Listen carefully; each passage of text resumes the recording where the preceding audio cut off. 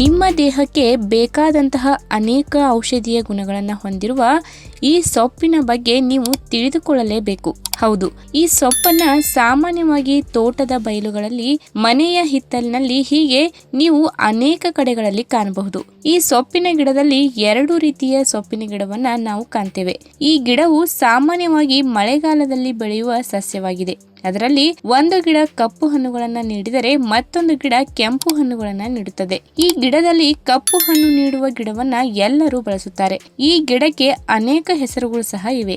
ಈ ಗಿಡವನ್ನು ಗಣಿಕೆ ಗಿಡ, ದ್ವಾಂಕ್ಷಮಾಚಿ, ಕಾಕಮಾಚಿ, ಕಾಕವ್ಯ ಮತ್ತು ಕಾಶಿ ಗಿಡ ಎಂದು ಅನೇಕ ಹೆಸರುಗಳಿಂದ ಕರೆಯುತ್ತಾರೆ. ಈ ಗಿಡದಲ್ಲಿ ಬಿಡುವ ಕಪ್ಪು ಹಣ್ಣು ಬಹಳ ರುಚಿಯಾಗಿದ್ದು ಸ್ವಲ್ಪ ಹುಳಿಯಾಗಿರುತ್ತದೆ. ಈ ಹಣ್ಣು ನಾವು ನೇರವಾಗಿ ಸಹ ಸೇವಿಸಬಹುದು.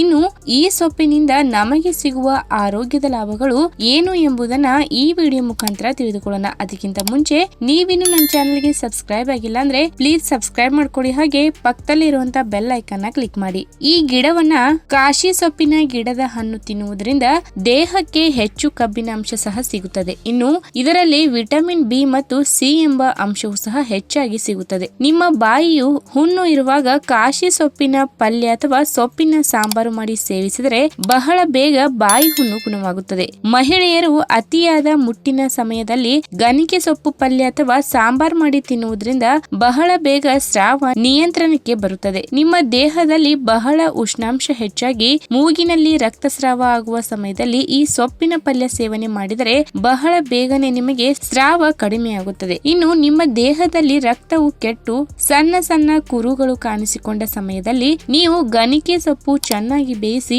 ಅದರಿಂದ ಬಂದ ರಸದ ಜೊತೆಗೆ ಸ್ವಲ್ಪ ಅರಿಶಿನ ಮಿಶ್ರಣ ಮಾಡಿ ಕುರು ಇರುವ ಜಾಗಕ್ಕೆ ಹಚ್ಚುವುದರಿಂದ ಬಹಳ ಬೇಗ ಕುರು ಮಾಯವಾಗುತ್ತದೆ. ಇನ್ನು ದೇಹದ ಮಂಡಿ ಅಥವಾ ಕೀಲುಗಳಲ್ಲಿ ಹಳೆಯ ನೋವುಗಳು ಕಾಣಿಸಿಕೊಂಡರೆ ನೀವು ಕಾಶಿ ಸೊಪ್ಪಿನ ಜೊತೆಗೆ ಸ್ವಲ್ಪ ಬೆಳ್ಳುಳ್ಳಿಯನ್ನ ಚೆನ್ನಾಗಿ ಎರೆದು ಮಂಡಿಯ ನೋವಿನ ಜಾಗಕ್ಕೆ ಹಚ್ಚುವುದರಿಂದ ನೋವು ಶೀಘ್ರವಾಗಿ ಗುಣವಾಗುತ್ತದೆ. ಇನ್ನು ಮೂಲವ್ಯಾಧಿ ಇರುವವರು ಗಣಿಕೆ ಸೊಪ್ಪನ್ನ ಆಹಾರ ರೂಪದಲ್ಲಿ ತಿನ್ನುವುದರಿಂದ ಬಹಳ ಬೇಗ ನಿಯಂತ್ರಣ ಮಾಡಬಹುದು. ಕಾಶಿ ಸೊಪ್ಪನ್ನ ಆಹಾರ ರೂಪದಲ್ಲಿ ಸೇವನೆ ಮಾಡುವುದರಿಂದ ನಿಮ್ಮ ದೇಹದ ರಕ್ತವು ಶುದ್ಧಿಯಾಗುತ್ತದೆ. ಇದು ಮಾತ್ರವಲ್ಲದೆ ಕಾಶಿ ಸೊಪ್ಪಿನ ರಸಕ್ಕೆ ಜೇನುತುಪ್ಪ ಮಿಶ್ರಣ ಮಾಡಿ ಕುಡಿದರೆ ನಿಮ್ಮ ದೇಹದಲ್ಲಿ ಉರಿಮೂತ್ರ ಸಮಸ್ಯೆಯು ಸಹ ನಿಲ್ಲುತ್ತದೆ. ಕಾಶಿ ಸೊಪ್ಪು ಆಹಾರ ರೂಪದಲ್ಲಿ ಸೇವನೆ ಮಾಡುವುದರಿಂದ ಚರ್ಮದ ರೋಗಗಳು ಸಹ ಕಡಿಮೆ ಆಗುತ್ತದೆ. ಹೌದು, ನಿಮ್ಮ ದೇಹದಲ್ಲಿ ಬರುವ ಸರ್ಪಸುತ್ತು, ಕಜ್ಜಿ, ಇಸುಬು ಮತ್ತು ಸೋರಿಯಾಸಿಸ್ ಸೇರಿದಂತೆ ಅನೇಕ ರೋಗಗಳನ್ನ ಕಾಶಿ ಸೊಪ್ಪು ನಿವಾರಣೆ ಮಾಡುತ್ತದೆ.